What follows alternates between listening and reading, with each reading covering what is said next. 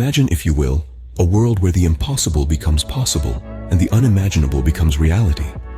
A world where an ordinary object holds extraordinary power. This is the story of the Mirror of Mysteries. In a quaint little town named Vale, tucked away between the hills and the sea, lived an antique shop owner named Mr. Benedict. Beneath the dust and the cobwebs, amid the forgotten relics of the past, there lay a mirror. Not any ordinary mirror, but a mirror that possessed an unusual aura, an aura that told tales of the past and whispered secrets of the future. Mr. Benedict was no stranger to the oddities of his collection, but this mirror was different. It was unlike anything he had ever encountered. It was older than the oldest artifact in his shop, yet it looked as if it was crafted just yesterday. It was a paradox, a mystery that beckoned him, teased him, and kept him awake at night, pondering over its secrets. One night, in his curiosity and desperation, Mr. Benedict decided to confront the mirror.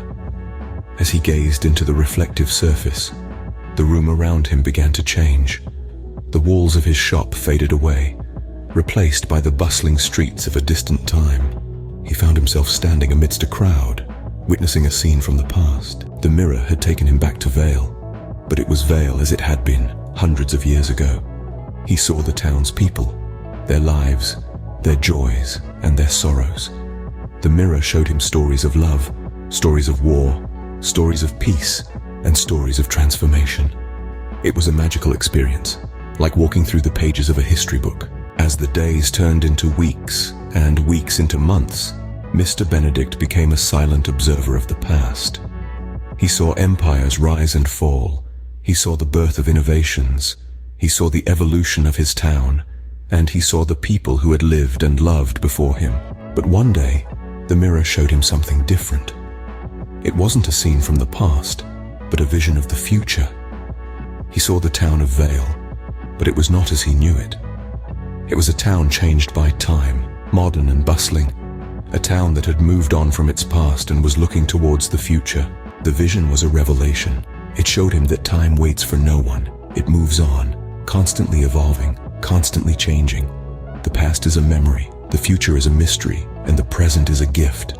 The mirror had taught him a valuable lesson, a lesson about time, about life, and about change. And so, Mr. Benedict, with a newfound understanding of the world, decided to share the mirror's wisdom. He opened his shop to the people of Vale, inviting them to look into the mirror, to learn from the past, to anticipate the future, and to cherish the present. The Mirror of Mysteries became the heart of Vale, a beacon of knowledge, wisdom, and understanding. It was no longer a relic of the past, but a guide for the future. It was a mirror that reflected not just faces, but stories, not just images, but truths, not just the past, but the future as well. So, remember, the next time you look into a mirror, look beyond your reflection. You might just discover a world of mysteries waiting to be unraveled. After all, every mirror holds a story, every reflection, a tale. But it takes a discerning eye to see beyond the surface, to understand the stories, and to unravel the mysteries. And that, my friends, is the end of our story. The tale of the Mirror of Mysteries, a story of time, of change, and of understanding. A story that reminds us that the past is to be learned from, the future is to be anticipated, and the present is to be cherished.